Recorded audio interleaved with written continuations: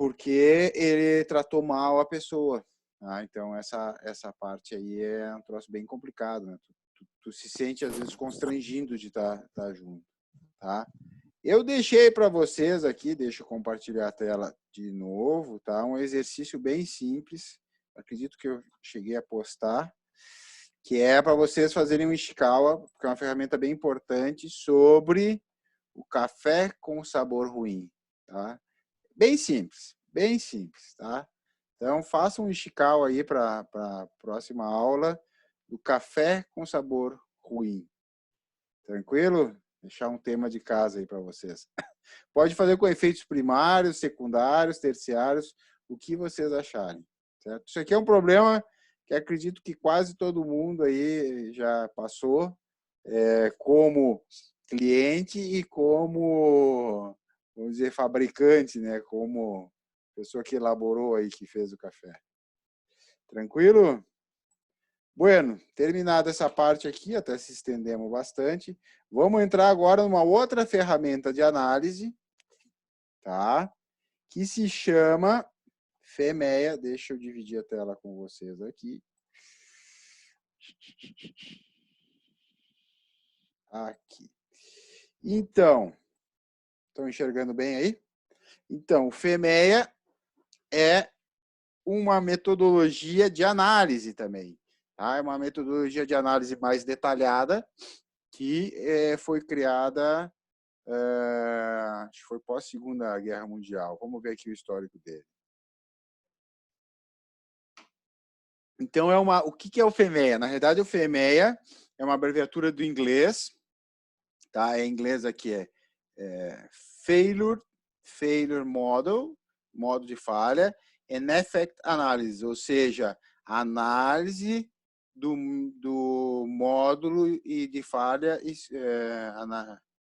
análise do modo de falhas e seus efeitos. Failure Model and Effect Analysis, análise do modo de falha e seus efeitos, certo? Essa é a tradução.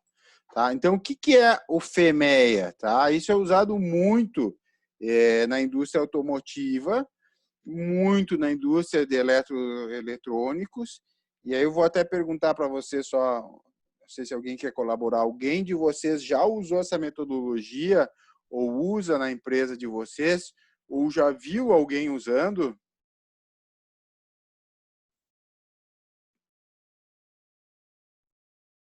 Não? Repete, por favor. A pergunta é a seguinte: alguém já usou ou já teve conhecimento de que foi usado na empresa que trabalha? O FEMEA é uma ferramenta aplicada no desenvolvimento de produto. Não? Então, vamos adiante que eu vou explicar para vocês. Então, o que é uma abordagem sistemática proativa? Tá? Identifica todos os modos de falha em potencial, define e prioriza, tá? E evita modos de falha potencial e seus efeitos. Tá? Incorpora a responsabilidade no gerenciamento de riscos. Gerencia os riscos proativamente, não trata os problemas reativamente. Tá? Alguns exemplos, daqui a pouco, de FEMEA que não tiveram todo o recall que a gente tem, por exemplo, de carro. Vamos pegar o veículo. O carro é um produto assim que é bastante, como é que eu vou dizer para vocês, tem uma responsabilidade em termos de segurança alta, né? Então, a gente teve casos aí de carros que, acho que até o próprio Toyota, né, que teve problema do acelerador, o carro se mantinha acelerado. Há bastante tempo atrás teve da Ford Explorer, né, que ela, na realidade, ficou uma briga entre a Ford Explorer e a Bridgestone, que é a fabricante de pneus, porque os carros estavam estourando pneus em alta velocidade e estavam ocasionando acidentes, alguns deles até com óbito. Teve aquela de brinquedos, acho que é Fisher Price, né? Que faz os brinquedos para criança. Tinha um andador de bebê acho que os caras calcularam errado o centro de gravidade, não fizeram os devidos testes. E o que aconteceu? As crianças, algumas caíram, bateram a cabeça e vieram a falecer. Então, tem N casos aí que aconteceram de problemas sérios que provavelmente falhou o FEMEA. própria Samsung, eu acho que teve alguns celulares que explodiu a bateria, né? Teve algum problema dessa natureza aí um tempo atrás, e pessoas que se machucaram até com essa explosão aí da bateria. Então, só para a gente entender quando e aonde que surgiu o FEMEA. Na verdade, ele surgiu na indústria aeroespacial, tá? no projeto ali do Apollo 13, né? Nos anos 60. Tem até filme sobre isso, até acho que é com o Tom Hanks. Esses dias eu estava assistindo um trecho do filme. Porque se a gente for analisar a indústria aeroespacial, não estou falando só só de foguete, a indústria aérea como um todo, tu tem que ter uns sistemas extremamente confiáveis, né? Então, o que acontece?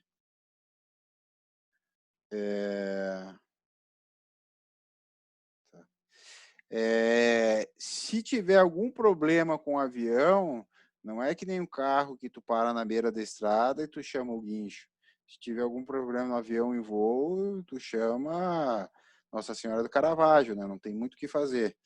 Então, para vocês terem uma ideia, se eu assistindo um programa, quando eles foram fazer uma pessoa vai fazer manutenção, o técnico de manutenção faz a manutenção no avião, chamam uma pessoa para revisar, que seria um líder, o cara revisa e chama uma terceira pessoa para revisar, para liberar, que é um supervisor da área. Então, existe uma conferência redobrada e todos os sistemas também são redobrados, né? Então, surgiu no projeto Apollo 13, né? E em 1974, a Marinha Norte-Americana usou o FEMEA, uma norma de qualidade. No final dos anos 70, início dos 80, começaram as aplicações na indústria automobilística. Principalmente, quem puxou muito isso foi a GM, Ford e a Chrysler, tá? E o FEMEA tem que ser usado quando? Antes de começar a produzir um produto. Ele é aplicado no desenvolvimento do produto. Quando a gente fala de desenvolvimento do produto, não é só do produto, desenvolvimento do produto e do processo. O que é o desenvolvimento do produto? Tu definir todas as peças que ele vai compor ele. E do processo, como vão ser feitas essas peças, o processo de fabricação e o processo de montagem. Tá? Então, o conceito do FEMEA é identificar as formas que os produtos e os processos podem falhar, então planeje para evitar essas falhas. Tá? Essa é a ideia. Quais são os objetivos do FEMEA? Tá? Primeiro, enfoca nos recursos limitados de solução de problemas, nos itens que podem produzir maiores benefícios. Identifica modos de falha potencial e compreende quão grave os efeitos podem ser. Tá? Enfoca a prevenção dos problemas que poderão acontecer na primeira vez. Tá? Enfoca a eliminação dos problemas do produto e no processo. Porque assim, existe identifica as características críticas, prioriza a ordem potencial de deficiências no projeto, produto e no processo, melhora a qualidade, confiabilidade e segurança dos produtos e reduz o tempo de desenvolvimento do produto. Documenta e acompanha as ações tomadas para reduzir o risco. E aqui tem um paradigma, né? Porque se tu for analisar, no FEMEA, tu começa a fazer uma avaliação de todas as possíveis falhas, tá? Antes de tu colocar o produto no mercado e antes de tu fabricar ele. Obviamente, isso leva um certo tempo. Então, o paradigma que a gente tem que romper com essa questão é o seguinte: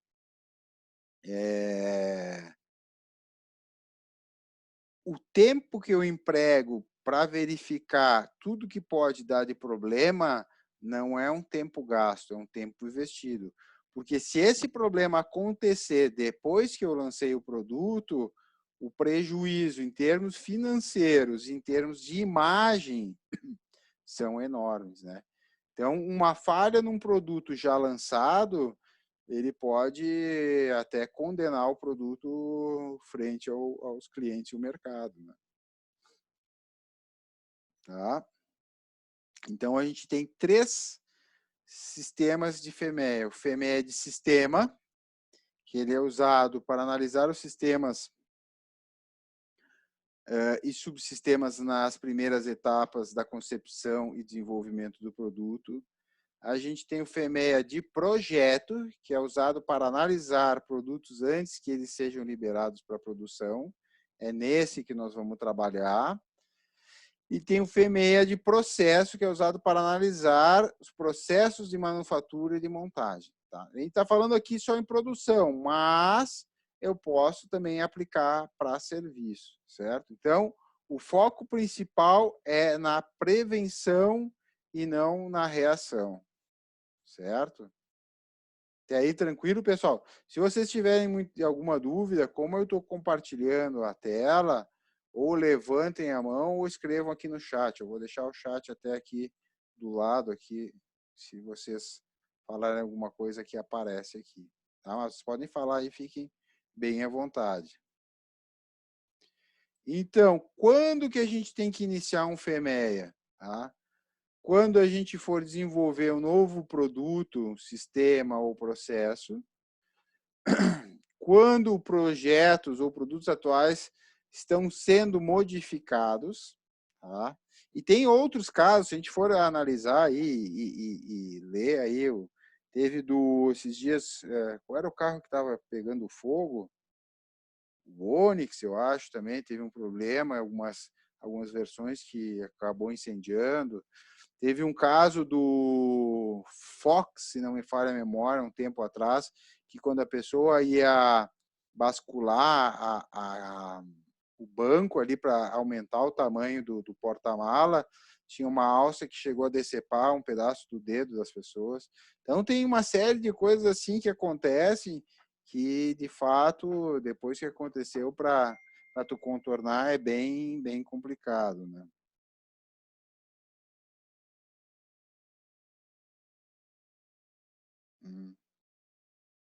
Tá, na hora que tem a colega, ela caiu e não está conseguindo voltar aí e vai ver se consegue usar o computador. Professor, só comentando, Hum? deve ser um problemão isso aí, tipo, pega que nem tu deu o exemplo a empresa de brinquedos, né? Que chegaram até a falecer, nossa, tava pensando aqui agora. Sim. Isso aí não é, bah. É muito complicado, vai tudo dormir com esse barulho, né? Eu só responder aqui para a colega que ela não está conseguindo entrar para ela falar com o grupo, né? Não, teve esse caso aí. Depois vocês pesquisem na internet, dá uma olhada. Fisher Price, eles fazem vários brinquedos de plástico. Então, os caras são grandes, são gigantes. E eles fizeram tipo um andador e erraram, acho, no cálculo, porque se for analisar, a criança ela tem uma distribuição de peso bem diferente, né? A criança, quando nasce, o peso está na cabeça, né? Hoje em dia, por exemplo, aqui no meu caso, o peso já desceu para o meio do corpo, né? E aí a criança, quando caminha, ela cai de cabeça direto no chão. Quem tem criança aí, ou criou irmão, irmã menor, sabe do que eu estou falando, né? Então, aonde mais que nós temos que iniciar o FMEA? Depois de terminar um estudo de solução de problema, tá, para evitar a recorrência, tá? Então, ele é muito usado junto com o MASP, só que ele é uma análise assim, ó, vocês vão ver, detalhada. Ele é um método que assim, ó, cerca de tudo quanto é lado, ele é muito detalhado. E aí, em algumas vezes, tu tem que fazer parte a parte, tá? Um FMEA de sistema ele é utilizado depois que as funções do sistema são definidas, mas antes que uma ferramenta específica seja selecionada. Um FMEA de projeto, depois que as funções do produto são definidas, mas antes que o desenho seja aprovado e liberado para a manufatura. Essa questão de projeto é importante pelo seguinte, em alguns casos, tu tem desenvolvimento de ferramenta, desenvolvimento de matriz, e tudo isso é caro. Então, quanto mais tarde tu descobrir, ó, daqui uns 10 minutos vai cair de novo, mas tranquilo. Quanto mais tarde tu descobrir o problema, mais caro e mais catastróficas são as mais graves, vamos dizer assim, para não usar essa palavra catastrófica, mais grave são as consequências desse problema, tá? Então, assim, ó, vamos trabalhar mais projeto e processo, mas mais projeto. E um FMEA de processo, quando os desenhos preliminares do produto estejam disponíveis. Então, primeiro eu faço o FMEA de projeto, para depois eu fazer o FMEA de processo. Tá? Opa, vou fechar aqui. Bueno. Alguns comentários aqui. Um FMEA de projeto é considerado completado quando o projeto é liberado para a produção. E um FMEA de processo nunca será considerado completado, a não ser que o processo seja removido da linha de produção. Então, sempre que tu tiver qualquer modificação, tu tem que fazer um FMEA. Atualize todas as vezes que uma mudança é considerada para um projeto de produto, aplicação, ou meio ambiente, ou material, ou para manufatura. Tá? Vamos adiante aqui. Opa, desculpa. Então, aqui, tá? Eu não sei se eu cheguei a postar para vocês, depois vocês dão uma olhadinha e me falam, uma planilha modelo, tá? Eu vou botar lá para servir de referência para vocês. Eu vou deixar pronta uma planilha no Excel para vocês não precisarem fazer. Então, essa aqui é a cara do FMEA, tá? Depois nós vamos fazer um exemplo juntos, tá? Então, o campo 1, descrever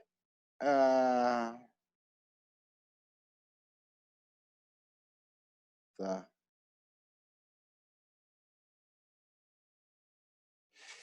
Descrever o processo, tá? Ou seja, depois eu vou fazer um exemplo para vocês. Por exemplo, o processo é... Deixa eu pensar aqui num exemplo para vocês. Fazer um churrasco, tá? Então, esse é o processo, tá?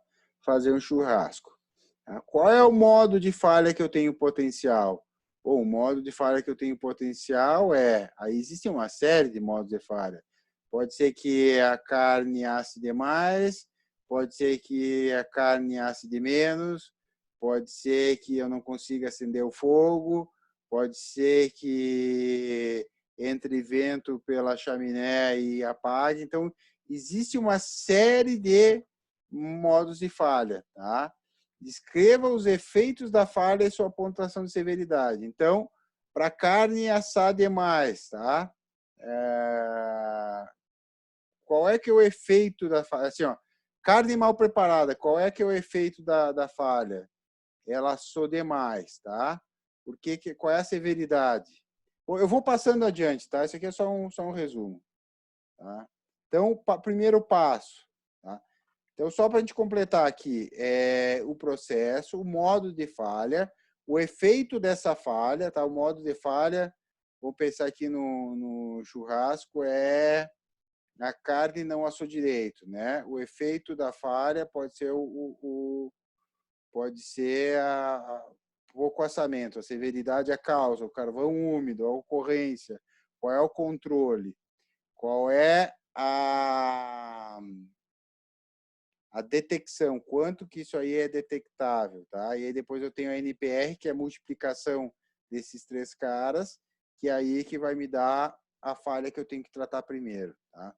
Mas eu vou passar rapidamente aqui para depois nós fazer um exemplo juntos. Eu acho que eu tenho alguns exemplos aqui para mostrar para vocês. Então, o primeiro passo no FMEA, tá, é informação sobre o defeito, tá? O mapeamento do processo, informações especialistas do processo e a impressão do cliente, fornecer pontos de partida, certo? E aí, aqui importante, eu desenvolvo uma compreensão comum com sua equipe sobre o processo em questão, tá? Eu vou passar aqui rápido, que eu quero ir direto para o ponto principal. Passo 2, identifique o modo de falha. Tá? O modo de falha potencial é a maneira como o processo poderia potencialmente falhar e não atingir os resultados ou os requerimentos esperados. É geralmente o contrário do que você gostaria que acontecesse, certo?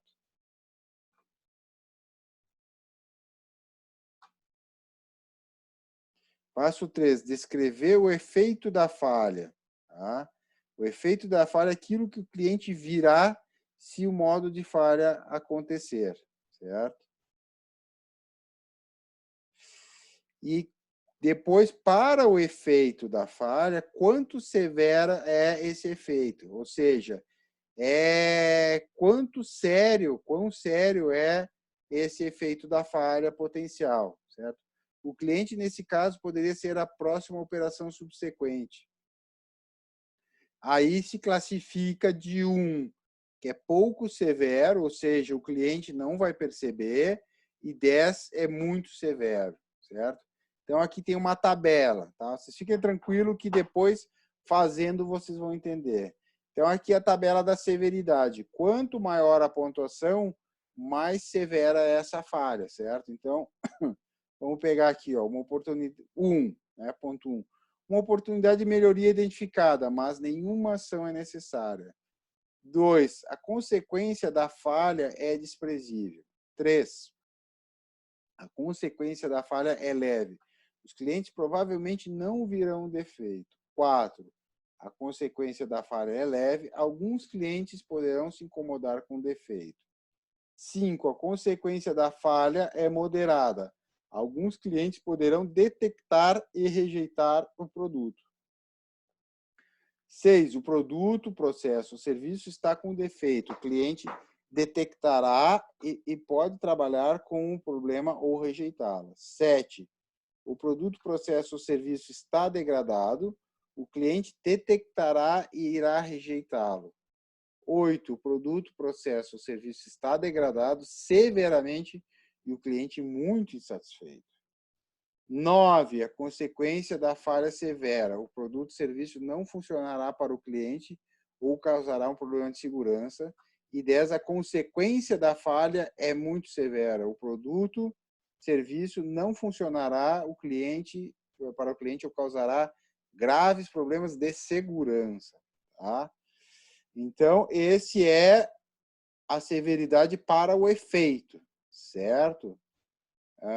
Vou pegar o caso ali, vamos pegar só para vocês se localizarem, o caso do churrasco, tá?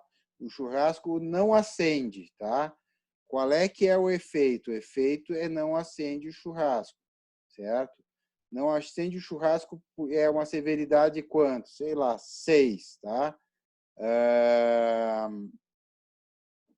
Tá? Então, é mais ou menos 6 ou 7. Vamos dizer que seja um 6. Depois, o passo 4. Por que o churrasco não acendeu? Essa foi a falha. Bom, porque aí tem uma série de causas. Porque o carvão é úmido, porque o álcool não tinha o poder de queima suficiente, porque o assador não soube fazer o processo para iniciar o churrasco. Então, para um efeito de falha, eu posso ter várias causas, tá entendendo? Peguei o caso do churrasco. O efeito da falha foi o cara não conseguiu acender o fogo. Agora, as causas podem ser várias. É o carvão úmido, o álcool não tinha o poder de combustão suficiente, o cara que está preparando não soube fazer o sistema para acender, certo? E aí, para cada causa, tá? Então, assim, ó, para um efeito, pode ter várias causas, certo? Dicas: procure as causas no mapa de processo. Adicione quaisquer novas causas que você imagine no processo. Aqui é um brainstorming, tá? Pode jogar várias causas. Esse é o objetivo. Aqui vocês têm que se desprender bastante do que está acontecendo e colocar o maior número de causas possível, certo? Identifique o que pode fazer com que o modo de falha aconteça. E para causa aí existe o índice de ocorrência, tá? Ocorrência é uma variação da